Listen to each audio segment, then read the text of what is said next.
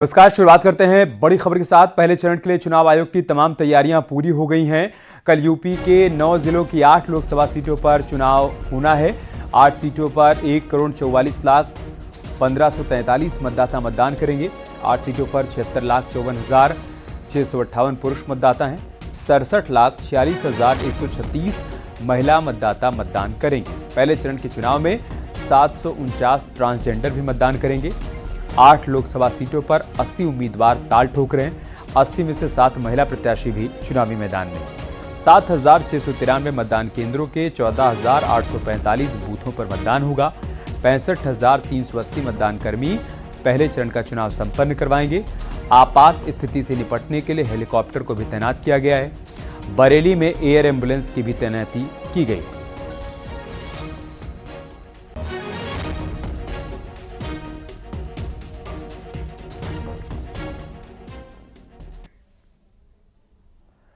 लोकसभा चुनाव को लेकर कल पहले चरण की वोटिंग होनी है। पहले चरण में यूपी की 8 सीटों पर वोट डाले जाएंगे। पहले चरण में यूपी में सहारनपुर, कैराना, मुजफ्फरनगर, बिजनौर, नगीना, मुरादाबाद, रामपुर और पीलीभीत में वोटिंग होनी है। आज पोलिंग पार्टियां रवाना हो रही हैं। पहले चरण की वोटिंग के लिए सुरक्षा व्यवस्था के पुख्ता इंतजाम किए गए हैं। यूपी में बीजेपी, बीएसपी और इंडिया गठबंधन के बीच मुख्य मुकाबला है। 2 तस्वीरें हम आपको दिखा रहे हैं। सहारनपुर और शामली की तस्वीरें हैं, जहाँ पर पोलिंग पार्टियां रवाना हुई। चुनाव को सकुशल संपन्न कराने की चुनौती अब इन तमाम कंधों पर है। 9 जिलों की 8 सीटों पर कल पहले चरण में मतदान होना है।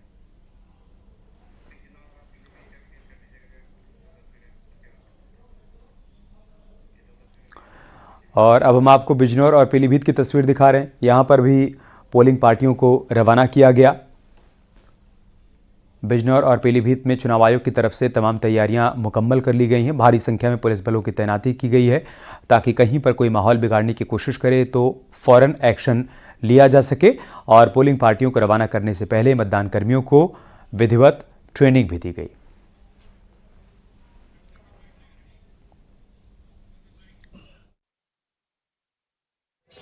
आज पार्टी का मूवमेंट हो रहा है। करीब ऑलमोस्ट 55 से 60% लोगों ने ईवीएम्स और चीज़ें प्राप्त कर ली हैं। और मैं समझता हूं कि 1 से 2 बजे तक सारी पार्टियां क्या क्या पार्टियां जाएंगी वोट के पर, क्या क्या सुविधाएं वहाँ पर होंगी? ये तो एएमएफ की सारी फैसिलिटीज़ पहले से हम लोगों ने देख ली हैं। हमारे सेक्टर मजिस्ट्रेट और जोनल मजिस्ट्रेट सबने विजिट करके देख लिया है। सारी तैयारी ठीक है, परफेक्ट है, पूर्ण है। और अभी हमारे सभी सेक्टर मजिस्ट्रेट अभी 2 बजे से निकलेंगे, जाके देख के आएंगे बूथों पे।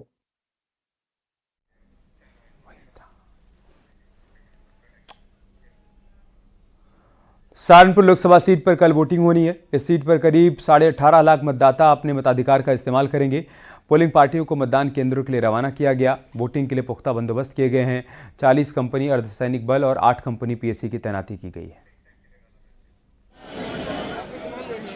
कितनी पोलिंग पार्टियां हैं? 2708 पोलिंग पार्टियां हैं। उसमें 50% पर वेबकास्टिंग की व्यवस्था है। 743 हमारे क्रिटिकल बूथ हैं। क्रिटिकल बूथों पर पैरामिलिट्री फोर्स और अन्य माइक्रो ऑब्जर्वर, वीडियोग्राफी, वेबकास्टिंग की व्यवस्था की गई है। 216 जोन में हमने इस पूरे बांटा है ज़िले को। 216 सेक्टर हैं, 22 जोन हैं और 3 सुपर जोनल मजिस्ट्रेट्स हैं। इस प्रकार से पुलिस और मजिस्ट्रेट्स की पूरी व्यवस्था की गई है। मतदान केंद्र पर कोई असुविधा ना हो किसी के लिए, उसमें एएमएफ की व्यवस्था की गई है। और यहाँ आप देख सकते हैं कि हम लोगों ने पहली बार ये सड़क भी बनवाई है। कई चुनाव यहाँ हुए, लेकिन इस बार गुड़ की व्यवस्था की गई है कि कार्मिक गर्मी में किसी को लू ना लगे। ड्राइवरों के लिए भी गुड़ की व्यवस्था की गई है और एक अच्छा प्रयास किया गया है कि जिससे हमारे कार्मिकों को कोई असुविधा नहीं। ये थे जिलाधिकारी दिनेश चंद्र।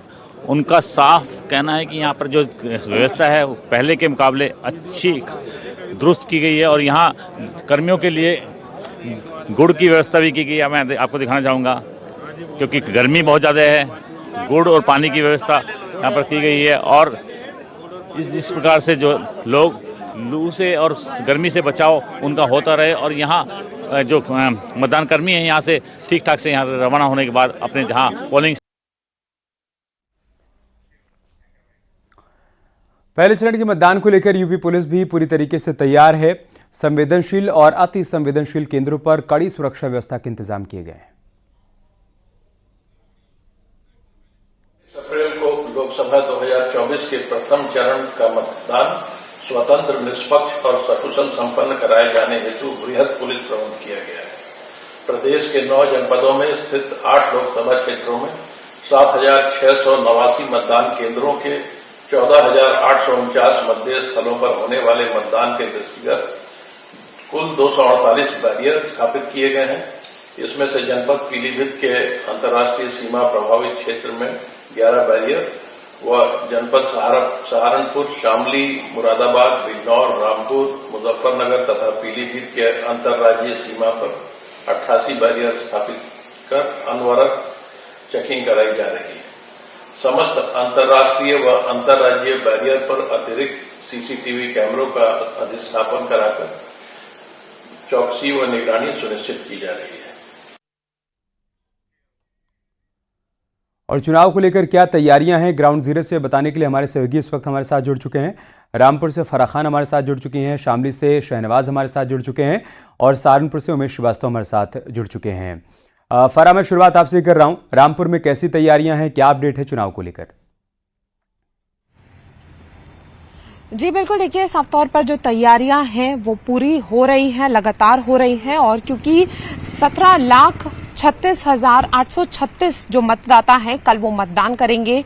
इस वक्त मैं जिला पंचायत में मौजूद हूं। यहाँ पर मैं आपको दिखाना चाहूंगी कि आप देखिए यहाँ पर भी पूरी तैयारियां हो गई। अभी थोड़ी देर पहले यहाँ पर जायजे के लिए यहाँ पर खुद जो है वो रामपुर के एसपी राजेश द्विवेदी आए थे। उनका कहना है कि यहाँ पर तैयारियों का लगातार जायजा लिया जा रहा है क्योंकि 1700 से ज्यादा पोलिंग बूथ पर कल जो है वो वोटिंग होनी है और सबसे बड़ी बात यह है कि जो निष्पक्ष तरीके से हो कल वोटिंग और जो लगातार जो बात कही जाती है कि लोगों में डर है, तमाम सवाल उठते हैं, उसको रोकने के लिए यहाँ पर बहुत सारी तैयारियां की गई हैं। तो लोगों में भी उत्साह है और जैसे जैसे सबको इंतजार है कि पहले चरण में जो है वो वोटिंग होगी, उसके लिए तैयारियां पूरी है। प्रशासन जो है वो पूरी तरीके से तैनात है। यहाँ पर जो है ड्रोन से निगरानी रखी जा रही है और पूरी जो फोर्सेज हैं उनको तैनात किया गया है ताकि किसी भी तरह की कोई ऐसी बात ना हो, अच्छे तरीके से पीसफुल तरीके से जो है वो यहाँ पर चुनाव हो जाए। और अभी खुद जो है वो राजेश द्विवेदी जो है न्यूज 18 से खास बातचीत में ये कह के गए हैं कि हम चाहते हैं पीसफुली सब कुछ हो, हर जगह हम लोग जा रहे हैं। 1700 से ज्यादा पोलिंग बूथ हैं, वहां पर तैयारियों का जायजा लिया जा रहा है और इस बार जो है वो तैयारियां मुकम्मल हो, कहीं पर चुनाव के दौरान कोई गड़बड़ी ना होने पाए। सहारनपुर से हमारे सहयोगी उमेश भी लगातार हमारे साथ बने हुए हैं। उमेश, देखिए नेताओं ने तो अपना काम कर लिया, खूब प्रचार प्रसार हुआ, अब बारी है जनता की। आज की ही रात है, जनता क्या मन बनाए बैठी है, मतदान को लेकर कैसा उत्साह उसके भीतर देखने को मिल रहा है, कल कैसी तस्वीर हम देख पाएंगे सहारनपुर से? जी हाँ, देखिए लोकतंत्र का महापर्व आ गया, डेमोक्रेसी का फेस्टिवल आ गया। सहारनपुर, मुजफ्फरनगर, कैराना, बिजनौर, नगीना, मुरादाबाद, रामपुर और पीलीभीत में कल लोकतंत्र का महापर्व मनाया जाएगा, डेमोक्रेसी का फेस्टिवल मनाया जाएगा और जनता में गजब का उत्साह देखा जा रहा है। लोग बस इंतजार कर रहे हैं कल सुबह की 7 बजने का। 7 बजेंगे और मतदान शुरू हो जाएगा। तो निश्चित तौर पर सहारनपुर की जनता मतदान करने के लिए तैयार बैठी है और पश्चिमी उत्तर प्रदेश के इस रण में विभिन्न राजनीतिक पार्टियों ने पूरी ताकत झोंकी। मुख्यमंत्री योगी आदित्यनाथ जी की मौजूदगी यहां पर रही, प्रधानमंत्री जी की मौजूदगी यहां पर रही, साथ ही साथ मायावती जी बहुजन समाज पार्टी की मुखिया, उनकी मौजूदगी यहां पर रही और प्रियंका गांधी की मौजूदगी यहां पर रही। तो सहारनपुर को लेकर सभी राजनीतिक पार्टियों ने एक तरह से अपनी प्रतिष्ठा का प्रश्न बनाया हुआ है। तो निश्चित तौर पर अब जनता का दिन है, जनता जनार्दन होती है और जनता कल ईवीएम में नेताओं के भाग्य को कैद कर देगी। नेताओं का भाग्य ईवीएम में कैद हो जाएगा। मतदाताओं में गजब का उत्साह देखने को मिल रहा है। न्यूज 18 अभी से लोगों से अपील कर रहा है कि आप लोग सुबह होते ही पहले मतदान फिर जलपान का नारा बुलंद कीजिएगा। निश्चित तौर पर लोकतंत्र का यह महापर्व है, डेमोक्रेसी का फेस्टिवल है और सभी को पूरे उत्साह के साथ इस पर्व को मनाना चाहिए और अपना सांसद, नया सांसद चुनना चाहिए। सही बात है उमेश। अब चलते हैं शामली, वहां से शहनवाज है हमारे साथ। शहनवाज, वहां पर कैसी तैयारियां हैं, कैसा उत्साह वोटर्स के बीच देखने को मिल रहा है?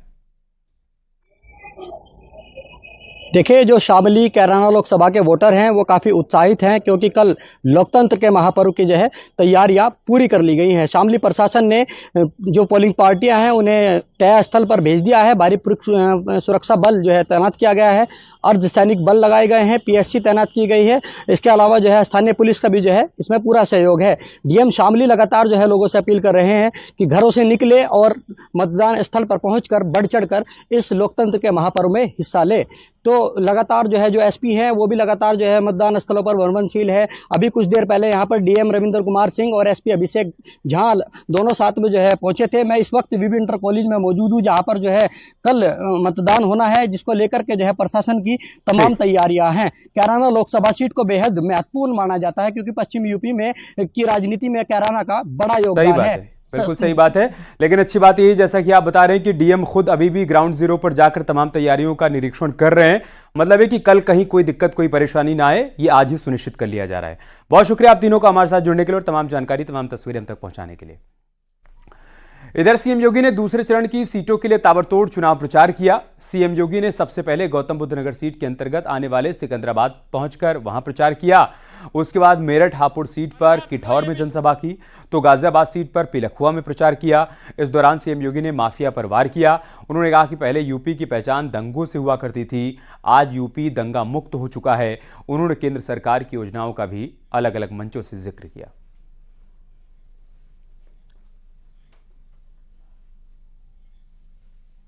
अंतर स्पष्ट है, फर्क साफ है।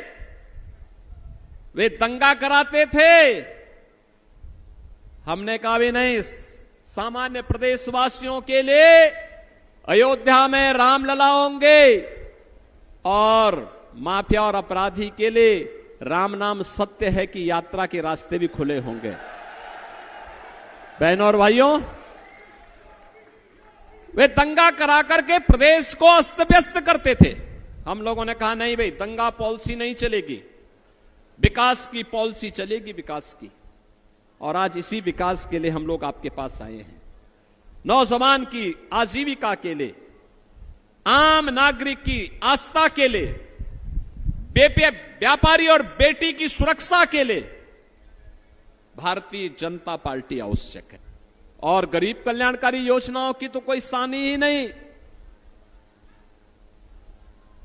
80 करोड़ गरीब देश के अंदर पिछले 4 साल से मुफ्त में राशन की सुविधा का लाभ प्राप्त कर रहे हैं। 60 करोड़ गरीबों को 5 लाख रुपए की आयुष्मान भारत की सुविधा प्राप्त हो रही है।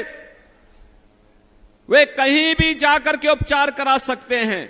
और हमारे यहां तो उत्तर प्रदेश में तो हमने व्यवस्था दी कि आयुष्मान कार्ड किसी के पास नहीं है, बीमार हो गया है, हमारा कोई विधायक, हमारा कोई सांसद या पीड़ित व्यक्ति स्वयं भी मुझे एक पत्र लिख देता है तो प्रधानमंत्री जी ने जनधन अकाउंट खोले, मैं सीधे जनधन अकाउंट से पैसा भेज देता हूं।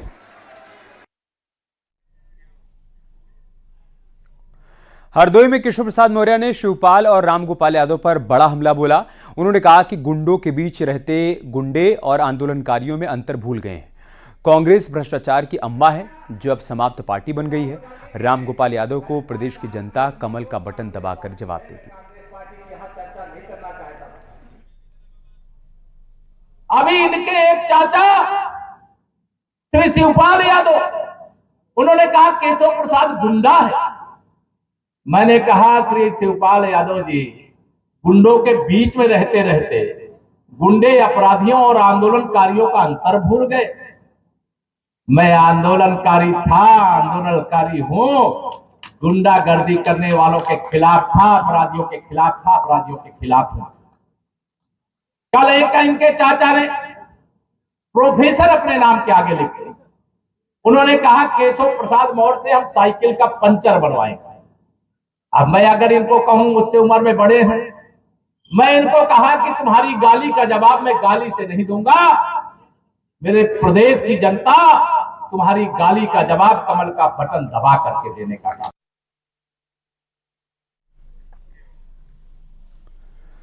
गोरखपुर सदर से बीजेपी की प्रत्याशी रविकिशन शुक्ला ने दावा किया कि पश्चिमी यूपी में कल होने वाले वोटिंग में पीएम मोदी की लहर चल रही है। पश्चिमी उत्तर प्रदेश से जो माहौल बनेगा वो पूरे प्रदेश में और देश में बनेगा। बीजेपी सभी 80 सीटें जीतते जा रही है। बड़ी संख्या में मुस्लिम भी बीजेपी को वोट करने वाले हैं। उत्तर प्रदेश में कल मतदान होना है और पश्चिम उत्तर प्रदेश से ही जो हवा उठेगी वो पूर्वांचल तक आएगी। हमारे साथ रविकिशन जी हैं। सर, आप खुद गोरखपुर से कैंडिडेट हैं लेकिन बीजेपी के स्टार प्रचारक भी हैं। कल मतदान है, किस तरीके से देख रहे हैं पश्चिम उत्तर की हवा को? ओवर कॉन्फिडेंस नहीं बोल रहा हूँ, ये मैं सत्य बोल रहा हूँ और ये रिकॉर्ड पर है, आप देखिएगा।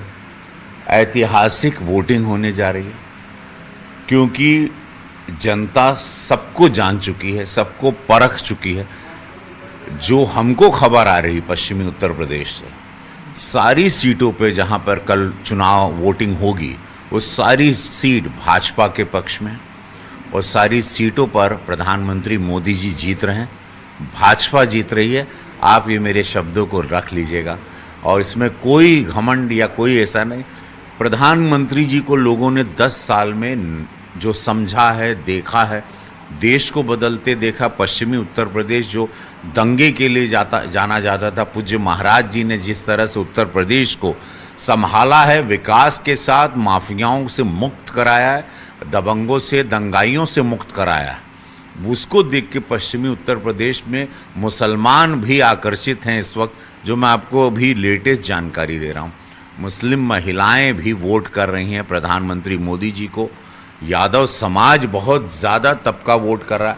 फर्स्ट टाइम वोटर एक बहुत बड़ा आकर्षण बने प्रधानमंत्री मोदी जी के लिए। सबसे ज़्यादा अगर कोई उत्साहित है इस वक्त भारत में, वो है फर्स्ट टाइम वोटर। आरएलडी के अध्यक्ष जयंत चौधरी ने बागपत में रोड शो किया। जयंत चौधरी ने पार्टी प्रत्याशी राजकुमार सांगवान के समर्थन में रोड शो किया। उनके साथ राजकुमार सांगवान बीजेपी के जिला अध्यक्ष भी मौजूद थे। छपरौली इलाके में ये रोड शो देखने को मिला।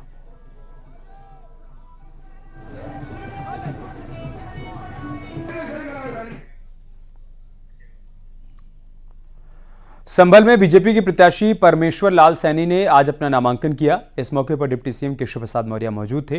डिप्टी सीएम ने कहा कि 4 जून को 400 पार और तीसरी बार बनेगी मोदी सरकार।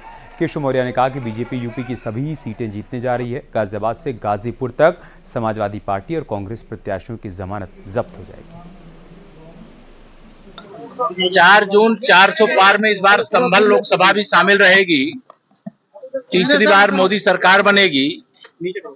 कमल खिलने जा रहा है और बड़े अंतर से खिलेगा। यूपी की सभी 80 सीटें भाजपा और हमारे गठबंधन के साथ ही जीत रहे हैं। सर, अखिलेश यादव तो कह रहे हैं गाजियाबाद से गाजीपुर तक। हाँ, वो सही बात बताएं। उनकी गाजियाबाद से लेकर के गाजीपुर तक जमानत जब्त होने वाली है। उनके और कांग्रेस के प्रत्याशियों की यही बात बताएं और जब 4 जून को वोटों की गिनती होगी तो उनको यह ध्यान में आ जाए।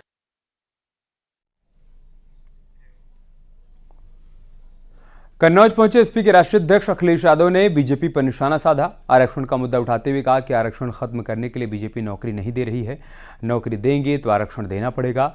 वहीं कन्नौज से चुनाव लड़ने के सवाल पर कहा कि बहुत जल्द घोषणा होगी। हालांकि खुद के चुनाव लड़ने के सवाल पर अखिलेश यादव गोलमोल जवाब देते हुए नजर आए। और नौकरी इसलिए नहीं दे रहे हैं क्योंकि नौकरी देने से उन्हें आरक्षण देना पड़ेगा, क्योंकि आरक्षण नहीं देना चाहते इसलिए नौकरी का पेपर लीक करा रही है। बहुत जल्दी फैसला होगा। इसीलिए मैं हर कार्यकर्ता नेता से मिला भी हूँ। हर कार्यकर्ता नेता से मैंने हाथ मिलाया भी कन्नौज की विधानसभा के लोगों से। आपको लेके कि अखिलेश जी हमारे यहाँ से चुनाव लड़े, जब तक हम राजनीति कर रहे हैं तब तक यहाँ है।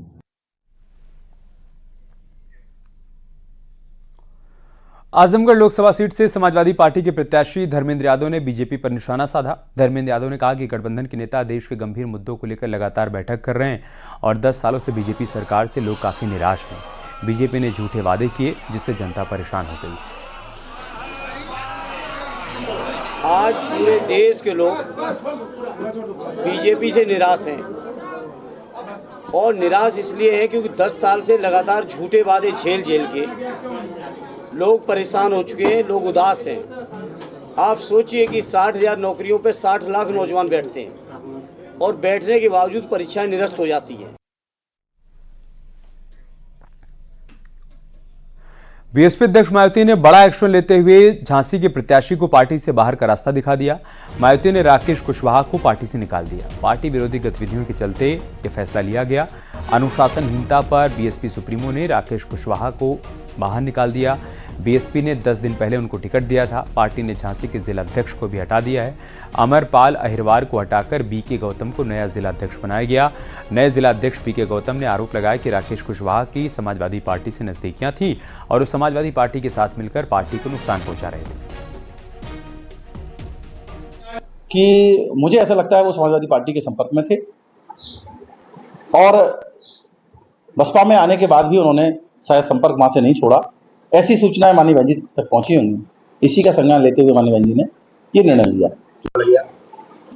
मनमत पार्टी ने जो प्रत्याशी घोषित किया था जिस उद्देश्य के लिए कि इस लोकसभा में कुशवाहा समाज, अगर जो पार्टी का वॉइस वोट जिसको मानते हैं, उसके बाद अगर समाज की स्थिति देखी जाए तो कुशवाहा समाज की संख्या बहुत अच्छी है झांसी लोकसभा में।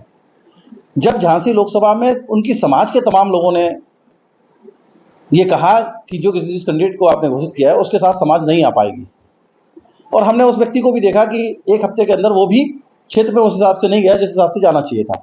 ये शिकायतें जब माननीय बहन जी के पास पहुंची तो माननीय बहन जी ने संज्ञान लेते हुए उनको जो है टिकट उनका कैंसिल किया, और चूंकि पूर्व में उनके जो संबंध रहे हैं और वर्तमान में भी लोगों के साथ शायद पुराने ताल्लुकात वो नहीं छोड़ पाए होंगे, उसको दृष्टिगत रखते हुए उनको पार्टी से निकालने का माननीय बहन जी का आदेश रहा।